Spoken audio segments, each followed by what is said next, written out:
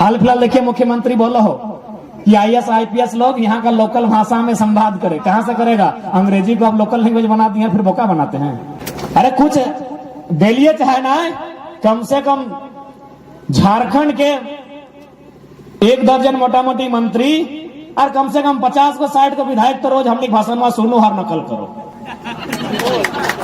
आज हमने साल भर से बोल रही भाषा भाषा ट्रांसलेटर। अभी मुख्यमंत्री बोल रहा आईएएस सबके कि भाई आप लोग झारखंड का लैंग्वेज को समझते हैं कि नहीं, इससे कम्युनिकेशन नहीं हो पाता है। तो मुख्यमंत्री जी लोगों को बोका काहे बनाते हैं, अंग्रेजी को लोकल लैंग्वेज बनाते हैं और फिर बोलते हैं कि आपको कम्युनिकेशन नहीं बन रहा। लड़ाई भाषा से स्टार्ट भेल और बहुत सारा जब हमने भाषा के आंदोलन कर लिए तो सवाल बहुत जब पढ़ल लिखल लड़का हो जे अपन आपके बुझे तो हमने बहुत ज्यादा पढ़ल लिखल लगियो ओखनी हमने के बुझेलो कि यार तुम लोग तो झारखंडी बोका था, बोका ही रहेगा।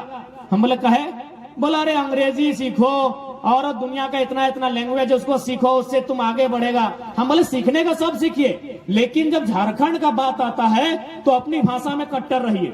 उदाहरण हम ओकरा दिलिए कि मान के चल आईएएस आईपीएस तो कोई भी आ सकल हो इस राज्य में नौकरी करे ले, लेकिन अगर गिरिडीह में कोई अगर डीसी मान के चल दक्षिण भारत के आई गए या उत्तर के कोई और कोना से आई गए और उसी समय गांडे की ताराटाड़ गांव से एक 80 साल के हमारे दादाजी गए डीसी से वार्ता करे तो डीसी से बातचीत भय सकल है। चूंकि डीसी हमारे लैंग्वेज ना जाना है तो डीसी के कर्तव्य है कि ना कि दादाजी के भी बात के सोल्यूशन निकालना है कि ना। लेकिन चूंकि दादाजी अगर भाषा नहीं बुझाए, ऊपर से डीसी भी अगर बात नहीं समझाए तो हटे बुझाइए कि यदि भाषा के बैरियर रहतले और भाषा के महत्व रहतले तो की भेतले डीसी के अपन बगल में एगो ट्रांसलेटर के जॉब दिए रहते और कहाँ के रहतले, ताराटाड़ के रहतले, गांडे के रहतले, क्योंकि जहां के व्यक्ति वह के ना ट्रांसलेटर रहते। अब तो मुख्यमंत्री भी लगे बतवन के नकल करे लगल। हाल फिलहाल देखिए मुख्यमंत्री बोला हो कि आईएएस आईपीएस लोग यहाँ का लोकल भाषा में संवाद करे। कहां से करेगा? अंग्रेजी को आप लोकल लैंग्वेज बना दिए फिर बोका बनाते हैं। अरे कुछ दिलिये चाहे ना, कम से कम झारखंड के 1 दर्जन मोटा मोटी मंत्री और कम से कम 50 को 60 को विधायक तो रोज हमने भाषण में सुनो हर नकल करो। आज हमने साल भर से बोल रही भाषा भाषा ट्रांसलेटर। अभी मुख्यमंत्री बोल रहा आईएएस सबके कि भाई आप लोग झारखंड का लैंग्वेज को समझते हैं कि नहीं, इससे कम्युनिकेशन नहीं हो पाता है। तो मुख्यमंत्री जी लोगों को बोका काहे बनाते हैं, अंग्रेजी को लोकल लैंग्वेज बनाते हैं और फिर बोलते हैं कि आपको कम्युनिकेशन नहीं बन रहा। अब मान के चल, चूंकि लड़ाई के आधार है परीक्षा यानी नौकरी यानी नौजवान पढ़ा लिखा। तो यदि मान के चल अभी की कर लो, केवल 60-40 ही नहीं लागू कर लो, बल्कि जो क्षेत्रीय भाषा हलो, जो क्षेत्रीय लोकेलिटी की जो सिलेबस हलो ओकरा भी डिलीट कर दो। अब देख बहुत सारा नौजवान माना है एक बीच में बढ़िया जगह से पढ़ लिख के आये हतुन और अंग्रेजी अच्छा जाना हतुन, कंप्यूटर के अच्छा जानकारी रखा हतुन, है सकल और एक आध गो भाषा जानो हो, लेकिन लोकल भाषा की फायदा है सीधा देख ले। अब मान के चल एक सवाल है कि हमारे गोड़वा में घूरा भई गए, गुजरात का आदमी समझेगा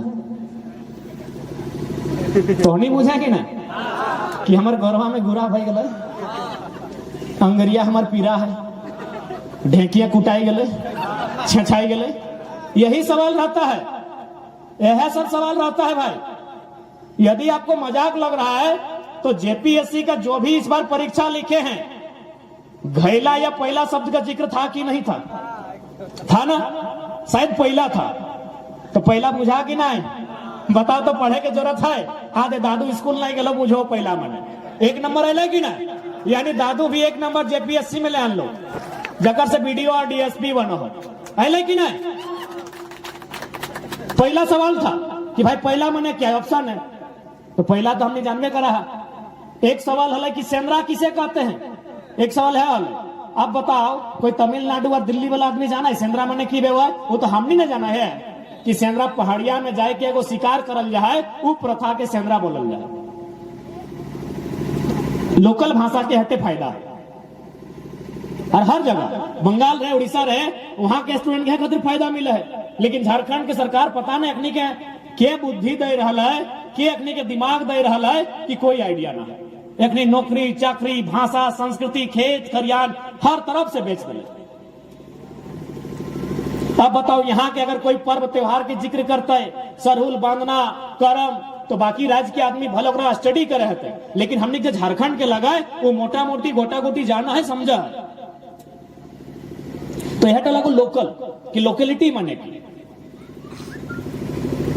लोकेलिटी जहां भी हो सीधा फायदा होकर स्टूडेंट के दो, लेकिन ओकरो डिलीट कर दे लो। अब ले लो 60-40, तो 60-40 मोटा मोटी सभी बुझेगा ना। और एक्चुअली 60-40 ना हो कि 40-60 हो। अब बोल भा कि भाई ये नया फॉर्मूला कैसे 40-60 ये तो नियोजन नीति लगे। तो नियोजन नीति डायरेक्ट तय नहीं है, कोई ना कोई स्थानीय नीति रहे। तो ये जो 60-40 नियोजन नीति सरकार फॉलो करता है, तो एक स्थानीय नीति की लगे 1985 वाला। कहे कि 1985 रद्द नहीं भेलो, 32 लागू नहीं भेलो, एक मतलब 85 चल रहा। यानी अगर 1985 के स्थानीय नीति मान ले तो में तो 20% ऐसे गैर झारखंडी हो गए। यानी यार 20% ऐड कर दी कमे 40 दाने, यानी 60-40 वाला भाई गलो 60 और 60 वाला भाई गलो 40। यानी इस देश में अगर किसी को समस्या होगी तो किसान कामगार मजदूर को होगी। इसीलिए देश के प्रधानमंत्री ने कहा था कि एक नजर रखो लाल किला के मैदान पर और दूसरी नजर रखो खेत खलिहान पर। उनका यह तर्क था कि यदि दिल्ली यानी प्रधानमंत्री के रूप में यदि कोई कंपनी का सेवा, भले आज देश के प्रधानमंत्री बोले हो सके आप भी उनके फैन होंगे, लेकिन कुछ पल के लिए जो हमारा लॉजिक सुनने के बाद फैनगिरी 1% जरूर कम होगा। देश के प्रधानमंत्री बोले हम प्रधान सेवक है, लेकिन ये कंपनी के सेवक है। कैसे हम उदाहरण आपको दे रहे हैं। यही माननीय प्रधानमंत्री शायद जेनेवा या कहीं समझौता में गए थे पर्यावरण और जलवायु को लेकर। क्योंकि आप लोग भी पढ़े लिखे हैं, एक संपन्न क्षेत्र से है, विकसित क्षेत्र से आप लोग भी हैं, जानकारी होगा। प्रधानमंत्री किसी विदेश गए थे किसी सम्मेलन में जहां पर्यावरण और जलवायु पर चर्चा हो रहा था। वहां सबसे बड़ा समस्या आया पर्यावरण और जलवायु को दूषित करने में कार्बन डाइऑक्साइड का। अब चर्चा हुआ कि कार्बन डाइऑक्साइड, कार्बन मोनोऑक्साइड, इनको कंट्रोल कैसे करना है या फिर किन कारणों से ये उत्पन्न होता है। तो भारत में पाया गया कोयला, कि कोयला आधारित जितना भी उद्योग है उससे ही कार्बन डाइऑक्साइड होता है, उससे पानी का जल स्तर भी नीचे जाता है। गैस जो मरणशील गैस होता है वो तो पैदा होबे करता है, ओजोन परत भी छिद्र होता है। हमारे देश के माननीय प्रधानमंत्री वहां भाषण दे के आए कि हम भारत में कोयला आधारित जो कंपनी होगा, उद्योग होगा, उसको बंद कर देंगे। और जैसे इंडिया वापस आते हैं 100 ब्लॉक बांटते हैं कोयला का, 100 ब्लॉक बांटते हैं। और उसमें से मजेदार बात 39 को अपना बेटा को, अरे बेटा यानी डायरेक्ट नहीं होता है, गोद लिया बेटा भी होता है, यानी साफ भाषा में कोई एक अडानी नाम करके हैं, बहुत रईस व्यक्ति हैं, 39 को कुल ब्लॉक उनको बांटा गया। इसीलिए हो सके आप उनके फैन होंगे, भले आपको कोई माने किसी और विचारधारा से उत्प्रोत होकर आपको भटकाया जा रहा है, लेकिन आप किसान और कामगार परिवार से हैं। याद रखिएगा आपका सबसे बड़ा कर्म और धर्म आपका वही बड़ा खेत है। क्योंकि दुनिया की तारीख गवाह है कि राजाओं के राज में भी जितना महत्व राजमहल का नहीं था, उससे कई ज्यादा महत्व किसान के खेत का था। इतिहास का मत भूलिएगा। इसलिए आज एक किसान के बेटे को, एक किसान घर में पैदा होने वाले छात्र को पॉलिटिक्स को जानना होगा।